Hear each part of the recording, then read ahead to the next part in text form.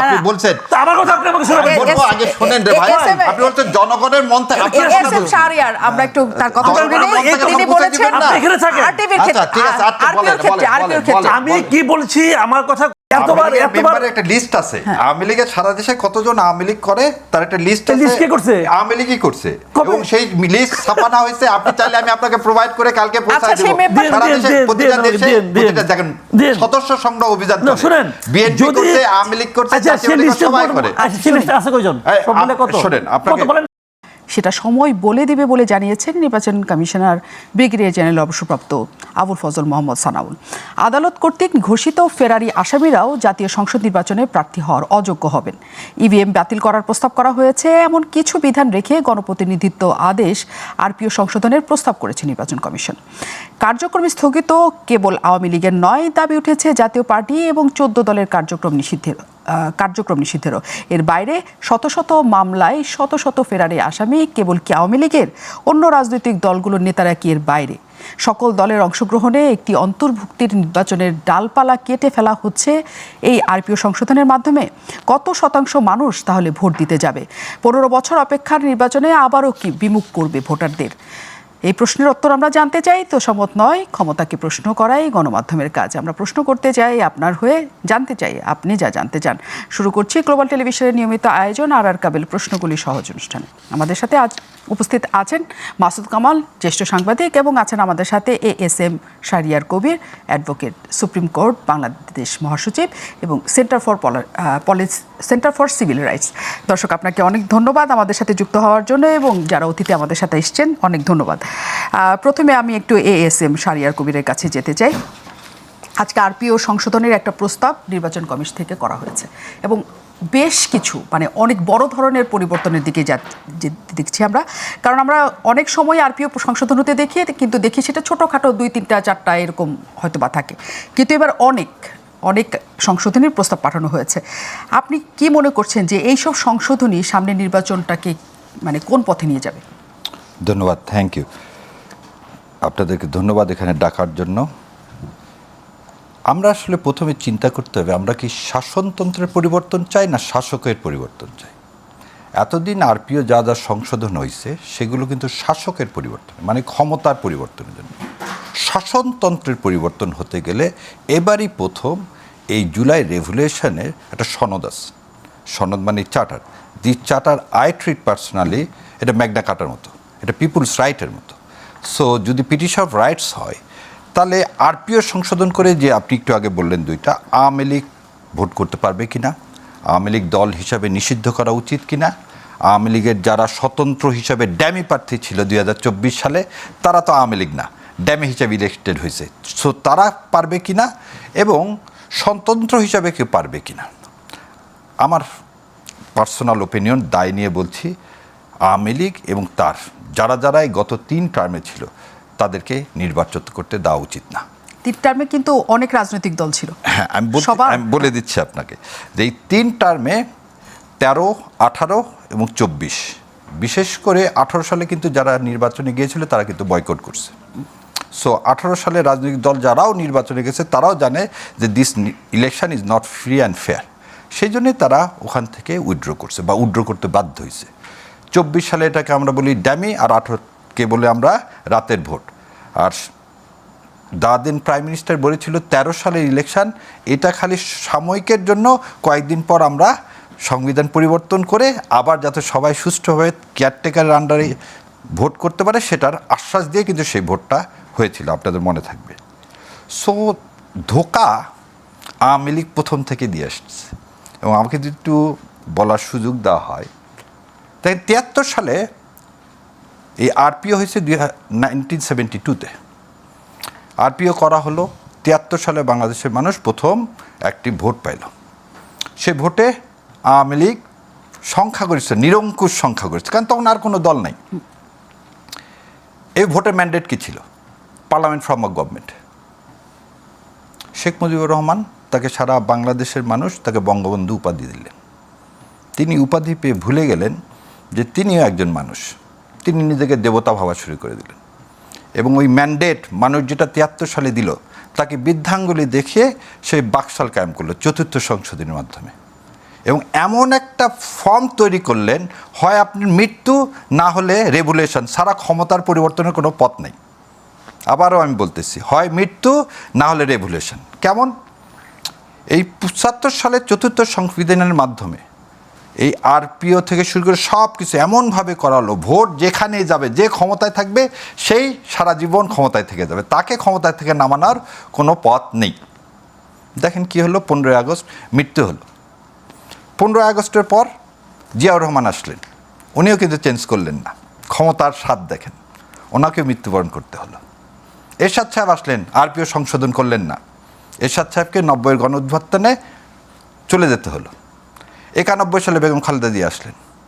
91 সালে প্রথম কিন্তু দেখেন একাদশ সংশোধনীর মাধ্যমে প্রথম কেয়ারটেকার কনসেপ্ট, যদিও সেটা সংবিধানে তখনও ঢুকানো হলো না, জাস্টিস শাহাবুদ্দিনের আন্ডারে প্রথম বাংলাদেশে ফ্রি ফেয়ার ক্রেডিবল ইলেকশন হলো এবং বেগম খালেদা জিয়া উনি প্রধানমন্ত্রী হলেন।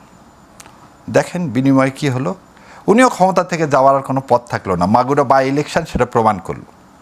মানুষ আবার 90 থেকে 96, 6টা বছরের মধ্যে আবার মানুষকে রাস্তায় নামতে হলো, তত্ত্বাবধায়ক করা হলো। আরপিও সেই জায়গাতে কিছু সংশোধনী আনা হলো।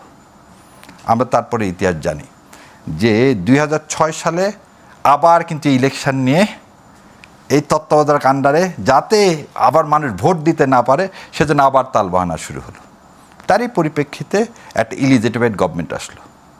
একটা ইলিজিটিমেট গভর্নমেন্টের আন্ডারে 2008 সালে একটা ইলেকশন হলো এবং এই ইলেকশন আমার পার্সোনাল মতামত যে কনস্টিটিউশন থাকাকালীন সময় 90 দিনের বেশি একটা সরকার থাকতে পারে না। তাহলে 2007 থেকে 2008 সাল এই ইলেকশন করার পর্যন্ত যে সরকার ছিল তার কোনো ম্যান্ডেট ছিল না। এখনকার সরকারের তাহলে কি বলবেন? এখনকার সরকারের ম্যান্ডেট আছে, বলতেছি আমি এই পর্যন্ত নিয়ে যাচ্ছি। মানে ওইটা যদি ওরকম হয় যে 3 মাসের বেশি থাকতে পারবে না, তাহলে এখনকার সরকারও তো একটা মানে এর মধ্যে 1 বছর পার করে ওই ফেলছে। 1 বছর পার করে ফেলছে। ডিফারেন্সটা হচ্ছে 2006 সালে কিন্তু কোনো গণ উত্থান হয়নি, রেভুলেশন যাকে বলা হয় সেটা কিন্তু হয়নি। আমরা 5ই আগস্ট বা 36শে জুলাই যেটা দেখতেছি পার্থক্য, 2006 সালে তা হয়নি। 2006 সালে আর্মি ব্যাকড একটা গভর্নমেন্ট আসলেন, এসে বিরোধী দলের সবাইকে অ্যারেস্ট করলেন, মাজা ভেঙে দিলেন। এবারে কিন্তু কোনো সবাই স্বতঃস্ফূর্তভাবে জনগণ 71-এর পরে যারা এই প্রজন্মের তারা দেখার সুযোগ পেলে, ইনক্লুডিং মি, কারণ আমাদের যাদের জন্ম 71-এর পরে তারা কিন্তু আমরা 71 দেখিনি। সো আমাদের দেখার সুযোগ হলো যখন কেউ অটোক্রেট হয়ে যায়, যখন তাকে আর ক্ষমতা থেকে সরানোর কোনো উপায় থাকে না, দেশ বাঁচাতে তখন জীবন দেওয়ার জন্যে সবাই কি করে এগিয়ে আসে। এবং সেইটাই this is the difference between 2007-8 আর আজকের সরকারের। আজকের সরকার সংবিধানের সাথে বলতেছে সকল ক্ষমতার উৎস জনগণ। এই জনগণ এই সরকারকে ম্যান্ডেট দিছে। দেখেন 5 থেকে 8 তারিখ পর্যন্ত কোনো সরকার ছিল না। রাজনৈতিক দলগুলি কিন্তু বলে যে জনগণের ম্যান্ডেট এখানে নাই, এখানে একটা নির্ধারিত সময়ের মধ্যে দেশ একটা ক্রান্তিকালে ছিল, জরুরি অবস্থায় ছিল, সেই সময়টার জন্য নির্বাচনটা দ্রুত সময় হওয়ার জন্য তাকে সেটা দেওয়া হয়েছিল। এই কথাটা মিসগাইডেড কথাবার্তা, এটা অসত্য কথা। যেভাবে ইতিহাস বিকৃতি করা হয়েছে এটাও একটা ইতিহাস বিকৃতি। কিভাবে ইতিহাস বিকৃতি? 5 থেকে 8 তারিখ পর্যন্ত তো কোনো সরকার নাই। হ্যাঁ, তাহলে এই 3 দিন কে চালালো? জনগণ চালালো। এই 3 দিন পৃথিবীর নিউ ইয়র্কে 1 ঘন্টা যদি কারেন্ট না থাকে তাহলে 10,000 লোক এর আগে হয়েছে একবার কারেন্ট বন্ধ হয়ে যাওয়াতে 750 রেপ হয়েছিল, সেও 2 মিনিটের জন্য। জনগণের ম্যান্ডেট আমরা কিভাবে বুঝি? জনগণ নির্বাচনের মাধ্যমে সেটা করে নাকি কিভাবে আসলে তার বাইরে জনগণ 2 ভাবে ম্যান্ডেট দিতে পারে। একটা হচ্ছে জনগণের ম্যান্ডেট দেওয়ার উপায় হচ্ছে 2 রকম। একটা হচ্ছে ডাইরেক্ট ভোট দিয়ে, আর একটা হচ্ছে জনগণ অভ্যুত্থানের মাধ্যমে তার ওপিনিয়নকে প্রকাশ করা। এবং সেই প্রকাশটা কিভাবে করে, এইটাতে হবস, লক্স আর রুশোর একটা কথা ছিল যে জনগণের সাথে রাষ্ট্রের সম্পর্ক। এই যে কনস্টিটিউশন, এই কনস্টিটিউশনটা হচ্ছে রাষ্ট্রের সাথে জনগণের একটা চুক্তি, আর কিছুই না। জনগণ যদি ভাবে না এই চুক্তি আমি রাখবো না, আমি নতুন চুক্তি করব, হি ক্যান ডু দ্যাট, এই কনস্টিটিউশন ফেলে দিয়ে। আমি সেই প্রসঙ্গেই আসবো যে জনগণ আসলে কেমন করে সেটা বুঝতে পারবে, সেই প্রসঙ্গে আমি আপনার কাছে আসবো। অনেক ধন্যবাদ। মাসুদ কামাল আমাদের সাথে আছেন, অনেক ধন্যবাদ, আপনি আমাদের সাথে যুক্ত হয়েছেন। যেটি নিয়ে আমরা আসছিলাম সেটা হচ্ছে আরপিও সংশোধন যে বড় আকারের হচ্ছে, এবং সেই সংশোধনীর মধ্যে আমি জানি যে আপনি এর মধ্যে সবগুলি পয়েন্টই মোটামুটি জানেন। আপনার কি মনে হচ্ছে যে সামনে নির্বাচন হওয়ার ক্ষেত্রে এতগুলি পরিবর্তন একটা বড় বাধা হবে, নাকি নির্বাচনটাকে আরো স্মুথ করবে, সহজ করবে? দেখেন, পরিবর্তন যখন হয় না তখন তো চিন্তা ভাবনা করে অনেক অনেক অনেক মানে জ্ঞানী গুণী লোক থাকেন, আমাদের নির্বাচন কমিশনার যারা আছেন এরা তো সবাই অবসরপ্রাপ্ত লোক, জ্ঞান বাড়তে বাড়তে এক পর্যায়ে অবসর নিয়ে নিয়েছেন আর কি। ওনারা এখন আবার নতুন করে জাতিকে জ্ঞান দিচ্ছেন। তো কতগুলি বিষয় থাকে এখানে, ভালো মন্দ সবই থাকে। তো আমার কাছে এগুলিতে আহামরিক তেমন কিছু মনে হয় নাই। কিছু কিছু জিনিস প্রয়োজন ছিল, যেমন ধরেন আপনার আমাদের এখানে এই যেটা কিটাকে আপনার এই মেশিন যেটা ছিল ইভিএমটা অনেক জায়গায় ভালো, অনেক জায়গায় খারাপ। আমাদের এখানে মানুষ ইভিএম চায় না, এটা বোঝা গেছে। পলিটিক্যাল পার্টিগুলিও চায় না। তো এটা বাতিলের প্রস্তাব, খুব ভালো প্রস্তাব। এটা না ভোট, এটা উদ্ভোট না ভোট এখানে আনা হয়েছে।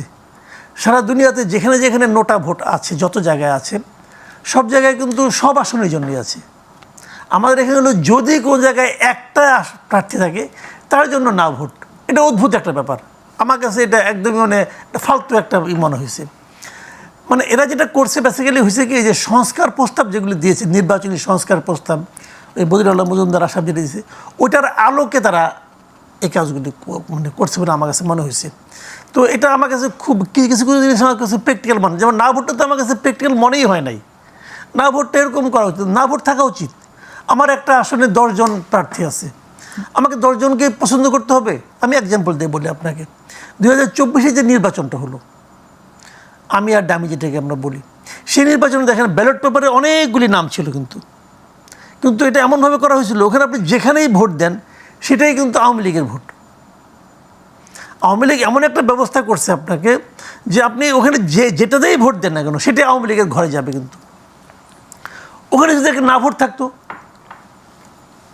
তাহলে কিন্তু আমি বলতে পারতাম যে আমি আপনার এই ষড়যন্ত্রের মধ্যে, এই খাঁচার মধ্যে ঢুকছি না। কিন্তু আমি বলছি যে একজনকে আমার পছন্দ না, কিন্তু আওয়ামী লীগ তো না ভোটটা বাতিল করছে আগে। এটা তো আপনাদের আগে নির্বাচনে ছিল, কিন্তু 2008-এর নির্বাচনে ছিল।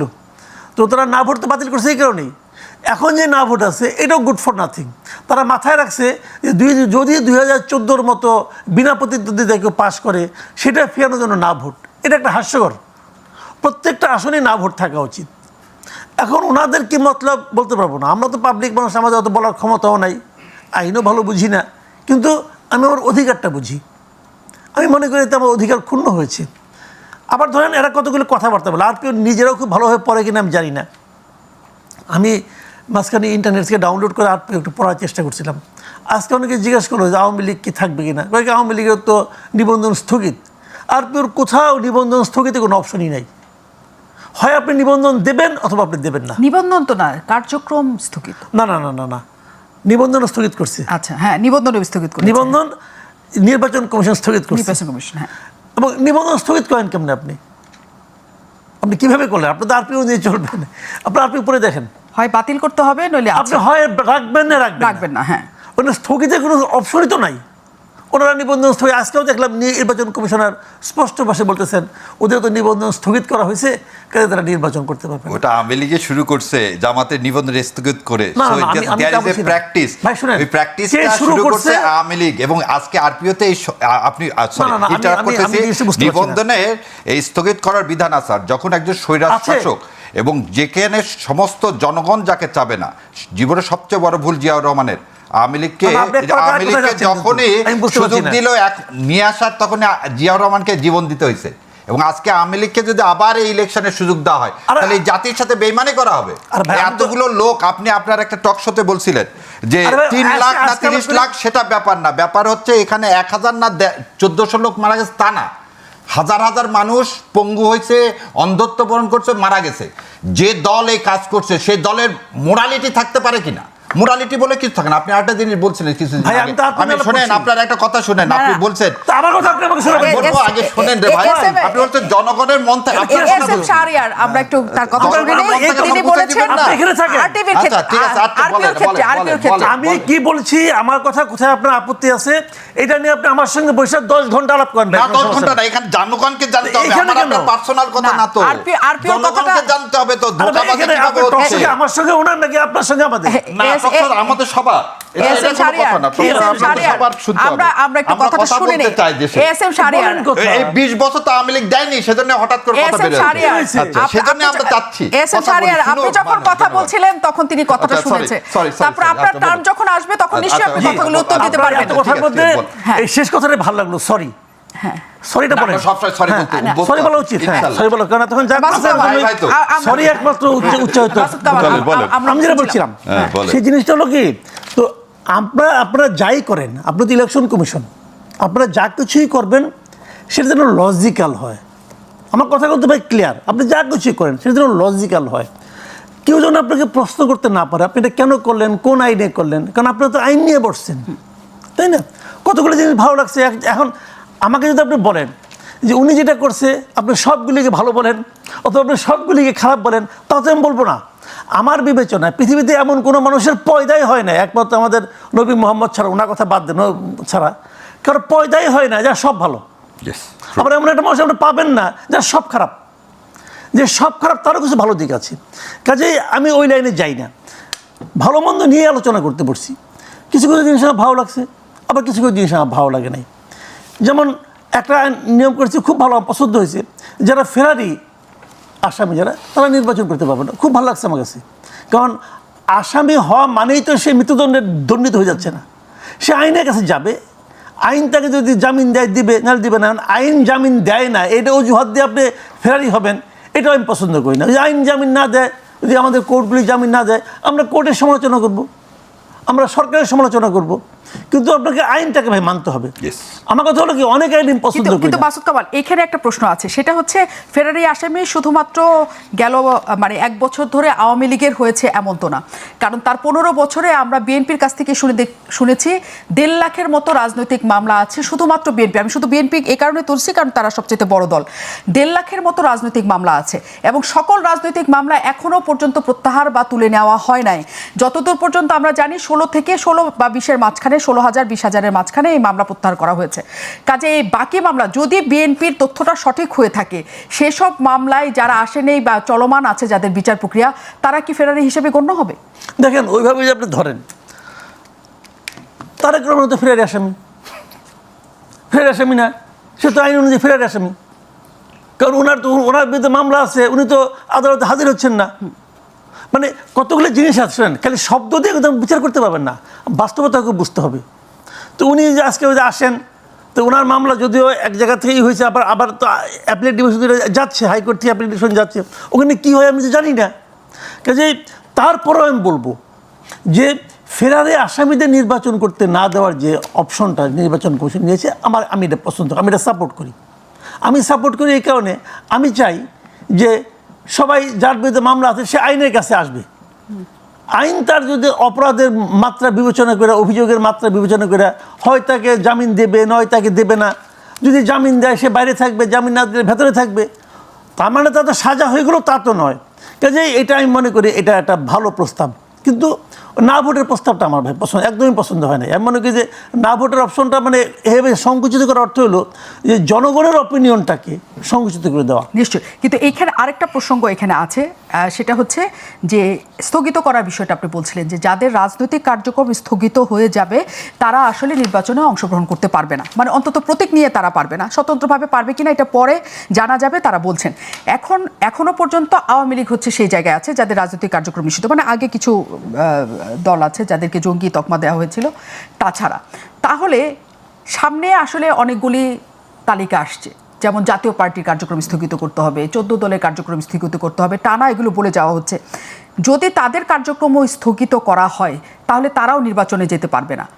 তাহলে নির্বাচনটা যে সবাইকে নিয়ে একটা নির্বাচন, সেটা হবে কিনা এই কয়টা। দেখেন একটা কথা বলি আপনাকে, আমি আওয়ামী লীগের রাজনৈতিক কর্মকাণ্ড কিন্তু স্থগিত করছে, গভর্নমেন্ট নিষিদ্ধ করছে, এটা খুব স্বাভাবিক। যদি রাজনৈতিক কর্মকাণ্ড স্থগিত হয়, সে ইলেকশন তো একটা রাজনৈতিক কর্মকাণ্ডই, তখন ইলেকশন আওয়ামী লীগ করতে পারবে কি পারবে না এই প্রশ্ন উঠানোই তো অবান্তর।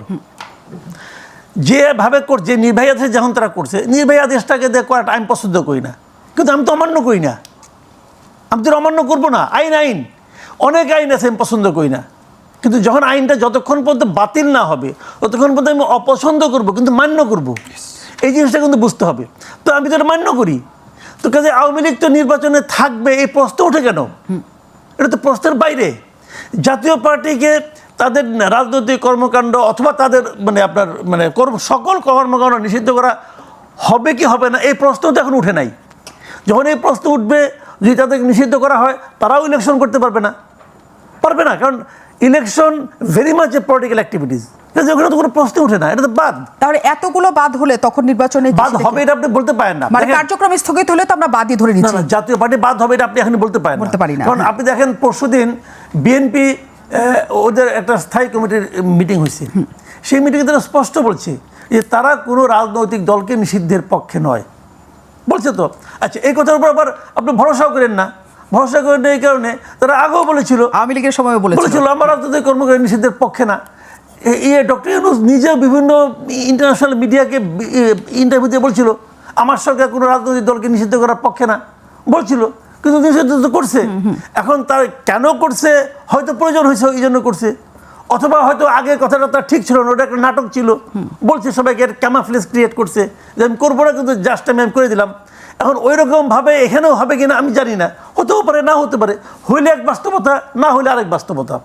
তবে আমি মনে করি যখন আপনি একটা রাজনৈতিক দলকে নিষিদ্ধ করবেন, তখন যে জিনিসটা হয় আমি চাচ্ছি যে এই নির্বাচনের যে কোনো জায়গায় যদি ধরুন কোনো পলিটিক্যাল পার্টিকে আপনি নিষিদ্ধ করবেন, এটা একটা আইনের মধ্যে থেকে করা উচিত। একটা আইন আছে আমাদের এখানে, নির্বাহী আদেশে করা যায়, বাট নির্বাহী আদেশে যে রাজনৈতিক দলকে নিষিদ্ধ করাটা, এটা আমার কাছে একটা কালো আইন মনে হয়।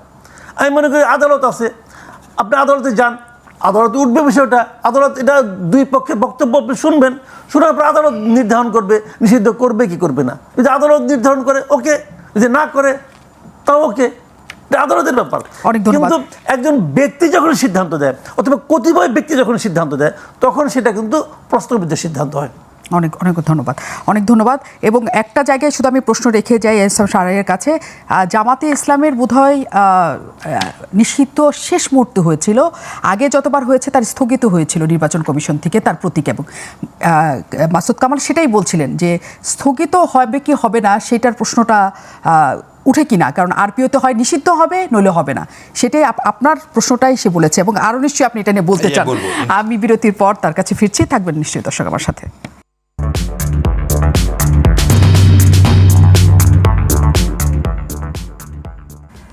অনেক ধন্যবাদ দর্শক আমাদের সাথে থাকার জন্য। আমাদের সাথে আছেন ASM Shahriar Kabir, advocate supreme court, এবং তিনি মহাসচিব সেন্টার ফর সিভিল রাইট।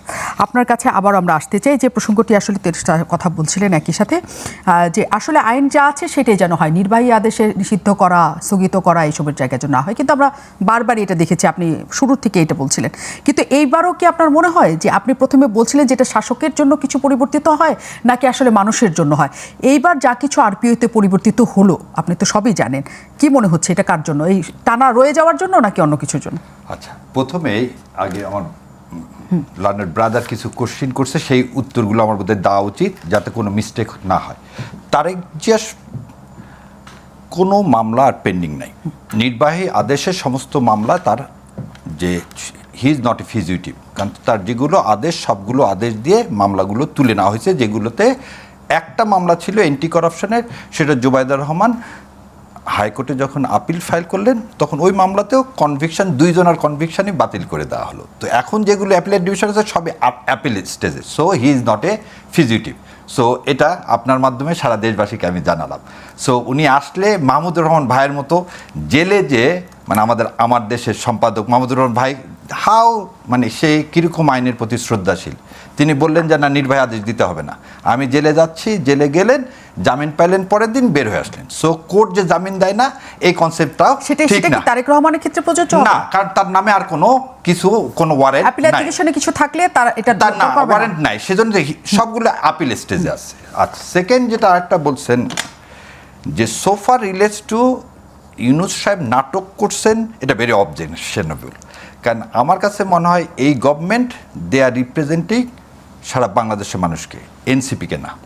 অনেক সময় আমরা এটা শুনি যে গভর্নমেন্টের ওরা হচ্ছে elite kings party, that is not the case. কারণ সমস্ত মানুষ মিলেই সেদিন যখন সর্বদলীয় একটা সরকার প্রতিষ্ঠার কথা বলা হয়েছিল, সেটা কিন্তু পলিটিক্যাল পার্টিরা এই সমস্ত জনগণের প্রেশারে ড্রপ করে এই গভর্নমেন্টের কনস্টিটিউট করা হয়, যার মধ্যে আমার learned senior AFM Hasan Arif ছাড়ত ছিলেন। সো জনগণের দাবিকে এই সরকার তাদেরকেই বসাইছেন, চিফ জাস্টিসকে এই জনগণই বসাইছেন, কোনো পলিটিক্যাল পার্টি কেউ বসাননি। তাহলে মনে রাখতে হবে যে এই ইউনূস সরকার জনগণের যে কথা, সেই কথারই প্রতিফলন ঘটাতে হবে। অ্যান্ড জনগণের এই আরপিওর জায়গায় কেন বলতেছি, জনগণের 51% যেটা চাবে সেটা গভর্নমেন্টকে করতে হবে, 49% কিন্তু সেটা নাও চাইতে পারে। কিন্তু ডেমোক্রেসি মিনস হচ্ছে you have to respect the majority মানে 51%, সেটা আপনি পছন্দ নাও করতে পারি, কিন্তু যেহেতু 51% লোক চায় সেটা চাচ্ছে। যেমন ধরে নেন ইভিএম কেন বাতিল করা হলো, 22,000 কোটি টাকা খরচ করা হয়েছে ইভিএমের জন্য, ট্যাক্স পেয়ার মানি। এটা কোনো কথা হলো যে 22,000, এবং যে সংস্থা করছে তারা বলেছিল 20 বছর এই মেশিনগুলো টিকবে, আজকে একটা মেশিনও ঠিক নেই, কোনো অ্যাকাউন্টেবিলিটি নেই। সো ইংল্যান্ডের মতো জায়গা, আমাদের তো ইংল্যান্ড আর কম শিক্ষিত না, তারা তো ইভিএম ইউজ করে না। সো এটা একটা জিনিস যে খুবই ভালো কাজ করছে ইভিএমকে না রেখে। এই না ভোটের ব্যাপারে যে কথাটা বললো, শোনেন, ওই প্রথমে বলছিলাম আমিত্ব, একা এক জায়গায় থেকে যদি আপনি নির্বাচিত হন তখন আপনার মধ্যে একটা কি আসবে, ক্ষমতার আমিত্ব চলে আসবে। এই আমিত্ব, কারণ আমি তো মানুষ, ওই যে বলছেন না আমার রাইটলি মাই ব্রাদার সেড, আমরা তো প্রফেট না। সো যখন আমি হয়ে যাব, এই আমিটা যদি না হয় তাহলে আমিটা ঠেকানোর একটা মাত্র পথ, আমি ওনাকে চাই না। 51% লোক যদি বলেন না, তাহলে উনি কিন্তু এমপি জিততে পারবেন না। তারপর ওই আসনটার কি হবে? ওই আসনটা আবার ইলেকশন দেওয়া হবে। আবার ইলেকশনে কাউকে পাওয়া যায়নি বলেই তো একক ছিল, তারপর আবার কোথায় পাওয়া যাবে? এখানে কিছু ক্যামোফ্লেক্স আছে। পৃথিবীর কোথাও কোনো ইলেকশনে একজন প্রার্থী যদি প্রশাসন তৈরি না করে তাহলে এটা হয় না। কারণ পিপুলস কার, এই লোকগুলো কারা, তারা হচ্ছে কাস্টোডিয়ান, ট্রাস্টি কার, জনগণের ট্রাস্টি তারা। আমি জনগণ আমার সর্বম ক্ষমতা এক্সারসাইজ করব কার মাধ্যমে, এই মেম্বার অফ পার্লামেন্টের মাধ্যমে। সে যে দেশে শোনেন, ফ্রি ফেয়ার ইলেকশানে যদি আপনি একটু আগে বলছিলেন inclusive, there is a difference between free fair credible election and inclusive election. আমাদের অনেক পলিটিক্যাল পার্টি বলছে ইনক্লুসিভ। এটা প্রথমে ইনক্লুসিভ ধারণাটা আসছে কিন্তু 18 সালে ভারতের দাদেন সিক্রি উনি এসে বললেন একটা ইনক্লুসিভ ইলেকশন হলেই হবে, not necessarily all political party আসতে হবে। ইনক্লুসিভ মানে আপনি সবাইকে আসতে হবে, নট নেসেসারিলি। আজকে যেটা বলা হচ্ছে যে 14 দল এবং আওয়ামী লীগ না থাকলে কি হবে, আমাদের দেশে 78টা পলিটিক্যাল পার্টি আছে, নিবন্ধনকৃত বোধহয় আমরা ওই জায়গাতে না যাই, কারণ নিবন্ধন এখনো তো নিবন্ধন ইটস অনগোয়িং প্রসেস। ইলেকশনটা হবে ফেব্রুয়ারিতে। এখন যদি ধরে না 49টা দলই হলো, 49টা দলের মধ্যে যদি জোট হয় তাহলে এরকম সম্ভাবনা খুবই কম যে কি হবে না, যে একটা সিটে একজন লোক দাঁড়াবে। সো নাটা যদি সব জায়গায় দেয় দ্যাটস বেটার, কিন্তু নাটা একটা জায়গায় যদি একজন প্রার্থী থাকে সেখানে মাস্ট নাটা দিতে হবে, so that I can express my view. যেটা একটু আগে বললো ড্যামিতে যদি তো 151 জন বিনা প্রতিদ্বন্দ্বিতা জিতে গেছে, পৃথিবীর ইতিহাসে কোথাও নেই। এখন যদি সেই স্বতন্ত্ররা এখন এসে দাঁড়ায় আওয়ামী লীগের লোগো ছাড়া, তখন কি করবে? আচ্ছা, প্রথম জিনিস হচ্ছে মানুষের মন এটা সিলেট না, কেন এটা মুছে দেওয়া যায় না সব কিছু খুব তাড়াতাড়ি। যদিও এটা সত্যি যে প্রেম ভালোবাসায় পড়তে গেলে আগের প্রেমকে মুছে ফেলে দিতে হয়, কিন্তু রাজনীতিতে এই জিনিসটা কোনো কিছুই অ্যাবসলিউট না। এখন অ্যাবসলিউট নার এই উত্তরটা এরকম, আওয়ামী লীগ যারা করে আজ পর্যন্ত আমরা দেখিনি কিন্তু প্রকাশ্য বিবৃতি দিয়ে আওয়ামী লীগ ত্যাগ করছে, এরকম কোনো আগের এমপি মন্ত্রী এরকম কিন্তু 1 বছর হয়ে গেল কাউকে পাননি।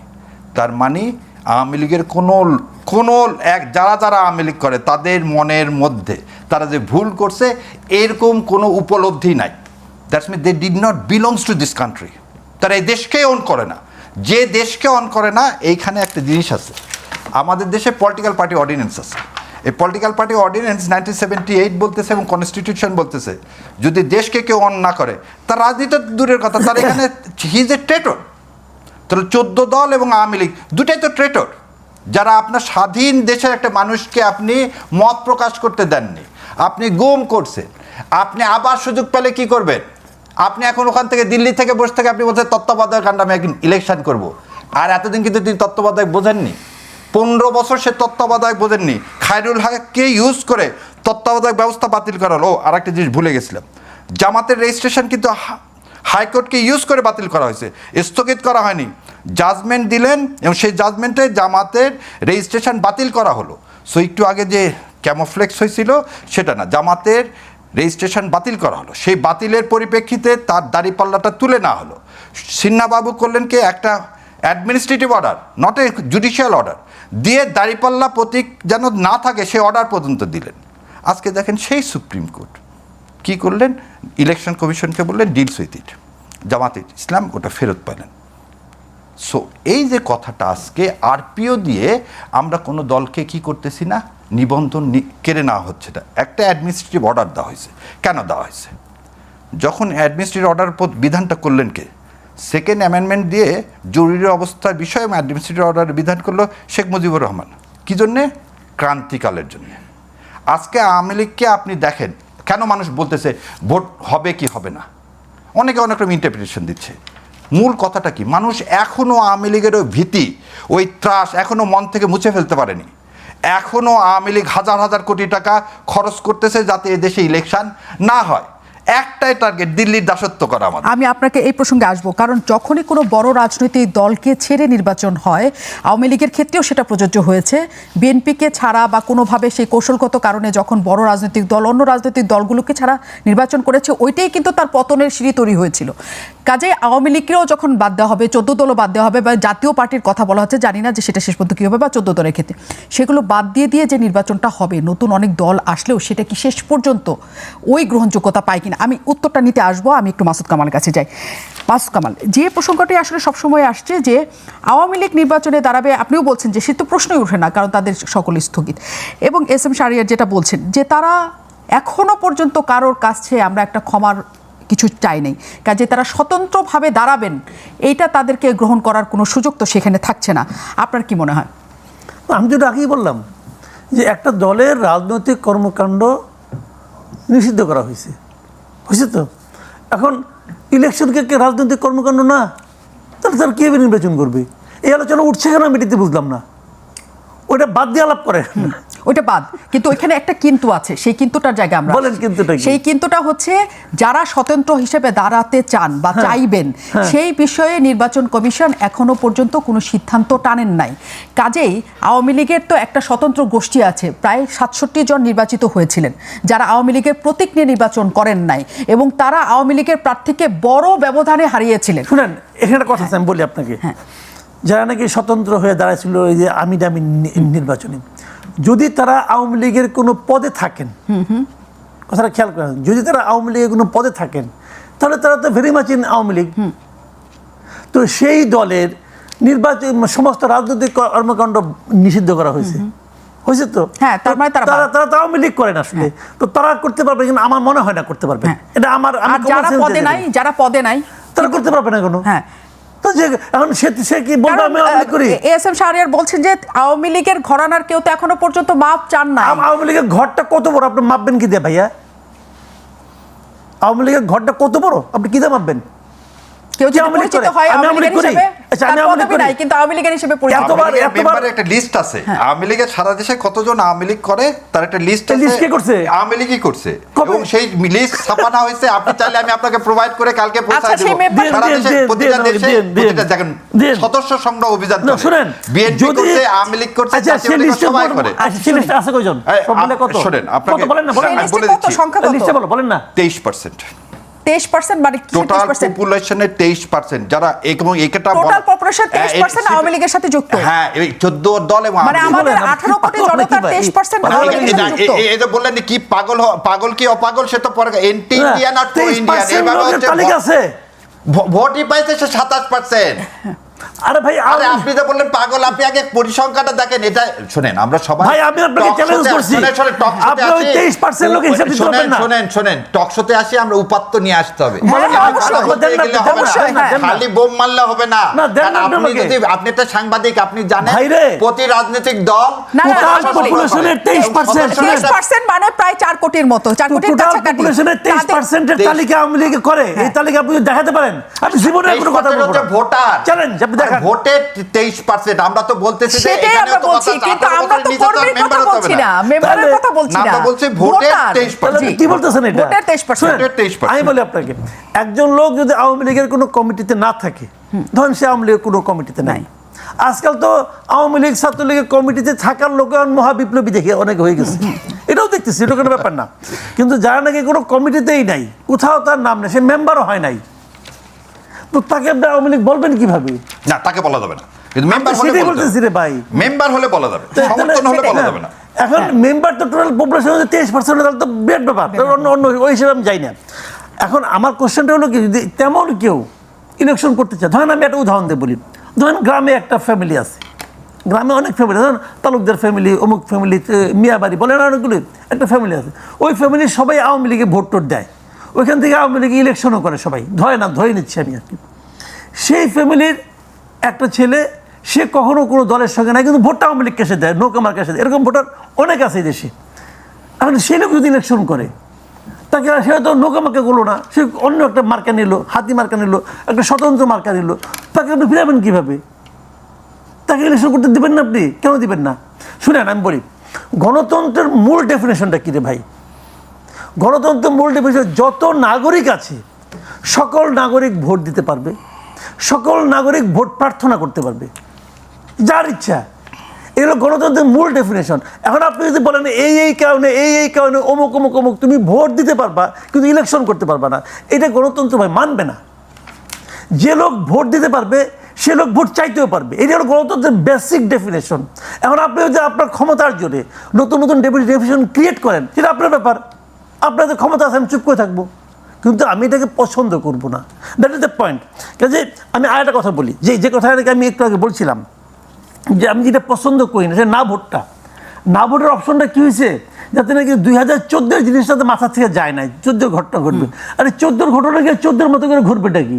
14 আর 24 পার্থক্যটা কি বলেন তো আপনি আমাকে? 10 বছর 10 আর কোনো পার্থক্য নাই, কিন্তু 24-এও একই কাজ করছে। 14-তে বিনা প্রতিদ্বন্দ্বিতা পাস করাইছে, 24-এ কি করছে, যে বিনা প্রতিদ্বন্দ্বিতা পাস করানো তো খারাপ হয়ে গেল। এক কাজ করো, তোমরা সবাই ডামি ক্যান্ডিডেট দাঁড়াই যাও, সিম্পল কিন্তু বিষয়টা। তাহলে 24 থেকে শিক্ষা নিবে। কোনো এই যে বলছে না ভোট, বাংলাদেশের ইতিহাসে এই না ভোটের কোনোদিন প্রয়োগ হবে না। হবে না কেন? যে দেখবে যে আমি বিনা প্রতিদ্বন্দ্বিতা, সে তার বাসার কাজের লোকের দাঁড়া করে দেবে ডামি হিসেবে, এই তুই ডামি হিসেবে খারা, ভোট চাবি না, তো শেষ। তাহলে এই যে এমন একটা আইন আপনি করতেছেন না ভোটের, যার কোনো প্রয়োগ নাই, এটা কেন? আমি মনে করি না ভোটটা আপনাদের করা উচিত ছিল সকল আসনের জন্য। যেখানে ক্যান্ডিডেট আছে, আমার এই 10টা আসনের মধ্যে মোট কথা হলো কি, এমন একটা ব্যালট পেপার তৈরি করতে হবে, যে ব্যালট পেপারে যারা ভোট দিতে যাবে তাদের জন্য পর্যাপ্ত অপশন থাকবে, পর্যাপ্ত বিকল্প থাকবে। যে জিনিসটা 2024-এ আমি বারবার বলেছি, যে এটা কোনো আমি 24-এ ভাই ইলেকশনের আগে আমি ওপেন টকশোতে বলেছি, এটার আমি কোনো নির্বাচনই মনে করি না। এই আমি মাসুদ কল বলছি আমলে যেটা আমি কোনো নির্বাচনই মনে করি না, কারণ যে নির্বাচনে ভোটারদের জন্য পর্যাপ্ত সংখ্যক বিকল্প নাই, সেটা নির্বাচন নয়। তো এখন আমার বক্তব্য হলো, না ভোটটাও একটা বিকল্প হতে পারে, নাটা সকল ভোট কেন্দ্রে থাকা উচিত। শুধু সকল ভোট কেন্দ্রের জন্য না ভোটের থাকলেই বিকল্প হবে কিনা সেটাও একটা প্রশ্ন কিন্তু রয়ে যায়। আমি সেই প্রশ্নের উত্তর নিতে বিরতির পর ফিরছি।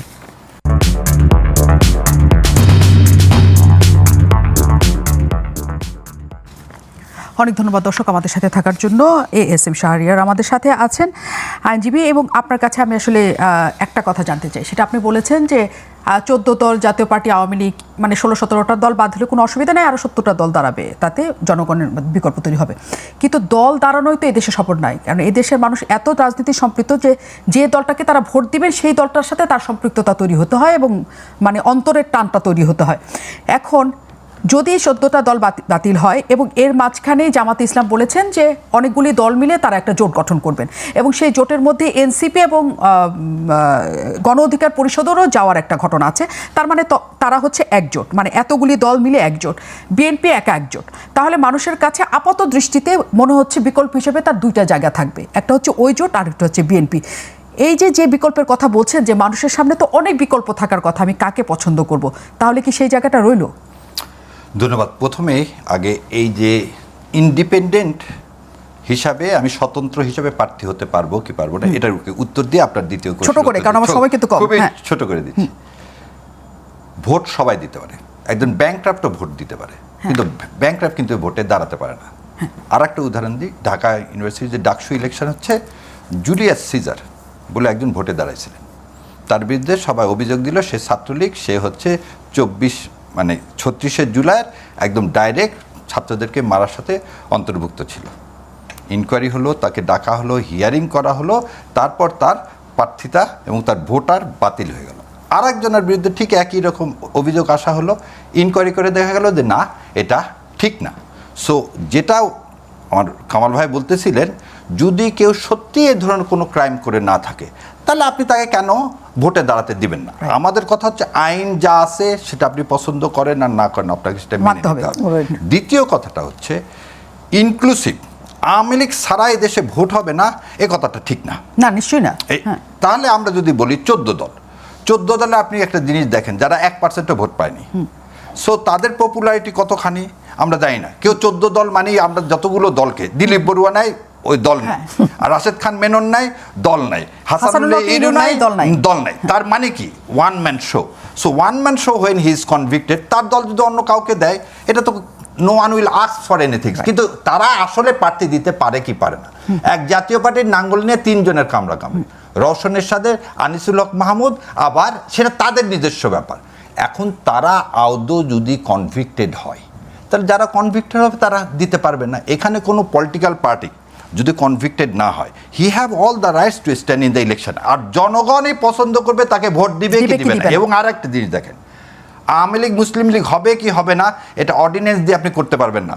এটা মানুষই তার ভোটের মধ্যে রিফ্লেক্ট করে দিবে যে আওয়ামী লীগ যদি এবার দাঁড়ায় ফর দ্য সেক অফ, মানে স্বতন্ত্র হিসেবে দাঁড়ায়, 10টা সিটও না পায়, so Awami League will get the answer যে এদেশে আর তার কোনো অবস্থান থাকবে না। সো এই ছোট করে কথা হলো যে ইলেকশন ওই ওয়ান ম্যান শো দিয়ে আপনি 50টা পার্টির অ্যালায়েন্স, তা হবে না। আর জামাত ইসলাম বা এনসিপি এর একসাথে হবে, আদৌ পার্টি দিতে পারবেন কিনা, তৃতীয় কোনো জোট আসবে কিনা, এগুলো সব আপেক্ষিক ব্যাপার, এবং এগুলো সবই সারফেস হবে অক্টোবরে। কিন্তু সোফার দেখা যাচ্ছে আওয়ামী লীগ ছাড়া একটা ইলেকশন হতে যাচ্ছে, এবং আওয়ামী লীগের যারা এই ক্রাইমের সাথে জড়িত তাদেরকে কোনোভাবে এদেশের মানুষ ইলেকশনে দাঁড়াতে দিবে না বলে আমি আশা রাখি। এবং এটা আমারও দাবি যে না, যারা এদেশের কি বিশ্বাস করে না, যারা আজ পর্যন্ত এদেশের মানুষের কাছে মাপ চায়নি, তাদের এখানে যেটা নিয়ে 71-এর কথা বলা হতো, ঠিক একই অপরাধে আওয়ামী লীগ জড়িত। সো 71-এ যেমন বলা হতো জামাত ইসলামকে তারা স্বাধীনতা চায় না, তারা আজ পর্যন্ত মাপ চায়নি, ঠিক একই জিনিস এদেশের স্বাধীনতার বিরুদ্ধে আওয়ামী লীগ কাজ করছে। আওয়ামী লীগ যতদিন মাপ না চাবে ততদিন এদেশে তাদের রাজনীতি করার কোনো সুযোগ নাই। আর একটা জিনিস একদম শেষ করে দিই, এদেশে মাথা দেখে রাজনীতি হয়।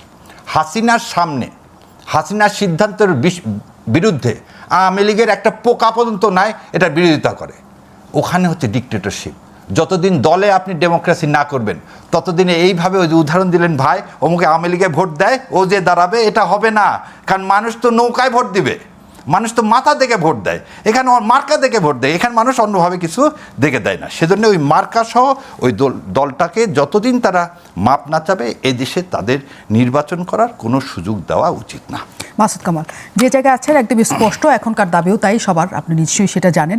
কিন্তু এই যে প্রশ্নটা আপনাকে রেখে গিয়েছিলাম, যে সবসময় দেখা গেছে যে বড় রাজনৈতিক দলটা যে কোনো কারণেই বাদ যখন রয়ে যায় তখন এই নির্বাচন প্রশ্নবিদ্ধ হতে থাকে এবং জনমনে এক ধরনের ক্ষোভ জমা হতে থাকে। এইবার কি তা হবে কিনা, এই অন্তত এই গণঅভ্যুত্থানের পর? দেখেন, আমি একটা কথা বলি আপনাকে, 2014 যে ঘটনা ঘটছিল, 2014 বাস্তবতা আর এবার বাস্তবতা কিন্তু এক না। 2014-তে বিএনপি নির্বাচনে যায়নি একটা নির্দিষ্ট পলিটিক্যাল ইস্যুতে, দাবিতে। তারা বলেছিল যে আমাদের এখানে তত্ত্বাবধায়ক সরকারের অধীনে তারা নির্বাচন চেয়েছিল। আওয়ামী লীগ সেটা মানেনি। আওয়ামী লীগ যেভাবে এটা বাতিল করছে, এটা গাইড জোরে করছে ভাই, এটা বলে লাভ নাই। এবং মানে ওখানে আমি মনে করি গণতান্ত্রিক প্রক্রিয়াকে সে ধ্বংস করে দিয়েছে আওয়ামী লীগ। তো সেটার ওই বাস্তবতা কিন্তু এখন না, এখন অন্য বাস্তবতা।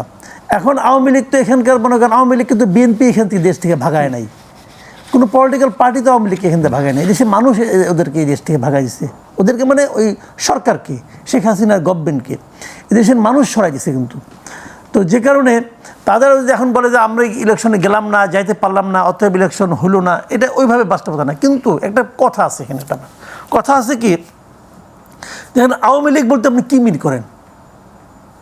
আওয়ামী লীগ বলতে আপনি কী মিন? আওয়ামী লীগ কি মানে মনে করেন আপনার সারা দেশে যত লোক নৌকা মার্কায় ভোট দেয় সবাই আওয়ামী লীগ? অথবা আপনি কি মনে করেন শেখ হাসিনা যে কাজটা করতেন, শেখ হাসিনা ছিল আওয়ামী লীগের স্টিয়ারিংয়ে, তো শেখ হাসিনার যে আওয়ামী লীগ এটি আওয়ামী লীগ? এই দুটা কিন্তু আলাদা কথা। দেখেন 96-এ কিন্তু আওয়ামী লীগ ছিল, 96-এর আওয়ামী লীগ আর 2024-এর আওয়ামী লীগ এক আওয়ামী লীগ, এক আওয়ামী লীগ না। এটা কিন্তু মনে করেন একটা গাড়িতে অ্যাক্সিডেন্ট করে, একটা বাস কয়েকজন লোক পিছিয়ে দিল, দোষটা কি বাসের না ড্রাইভারের? ড্রাইভারের মাথায় রাখতে হবে কিন্তু এই বাস হয়তো সারা দুনিয়ায় চলতেছে, সমস্যা হচ্ছে না, ওই ড্রাইভারের কারণে এটা হয়েছে। এখন আপনি কি ড্রাইভারকে বিচারে আওতায় আনবেন নাকি গাড়িটা আগুন দিয়ে পুড়ে দেবেন? এই বিষয়গুলো কিন্তু মাথায় রাখতে হবে ভাই। কারণটা কি, এই গাড়িতে যে আপনি আগুন ধরাবেন, আগুন ধরানোর সময় কিন্তু গাড়ির মধ্যে আরো 20 জন 30 জন যাত্রী বসে আছে, তাদের কথা আপনার মাথায় রাখতে হবে। আপনার না এই গাড়ি 20 জন লোককে মেরে ফেলেছে, অতএব এই গাড়িকে আর পৃথিবী থাকার কোনো অধিকার নাই, দেওয়া আগুন ধরে। ভিতরে যে 20 জন লোক আছে পড়ুক, তারা এই বাসে উঠলো কেন বলতে পারেন আপনি, সেটা আপনার গাইড জোরের ব্যাপার। কিন্তু আমার কথাটা ওই জায়গায় মাথায় রাখতে হবে যে আমরা আসলে কী চাই। আওয়ামী লীগ যদি আমি একটা দল মনে করি, এই দলটাকে চালাতো, যে কথা উনি বললেন যে শেখ হাসিনার মুখের উপরে পিঁপড়াও কথা বলতে পারতো না আওয়ামী লীগের, এত বড় ডিক্টেটরশিপ ছিল, এখনও আছে। আওয়ামী লীগের অনেকে হয়তো মনে করেন তারা চায় আওয়ামী লীগকে নতুনভাবে আসুক, সাহস পায় না। ওই লোক, ওই মহিলা বসে আছে দিল্লিতে, এটা কোথায়, সে ওইখান থেকে এমন ডিক্টেটরশিপ চালাচ্ছে, সাহস পাচ্ছে না রে ভাই। This is reality. আমি আপনাকে একটা সিম্পল কথা বলি, বাদ দিয়ে দিছিল এই কারণে। আমি একটা সিম্পল কথা বলি।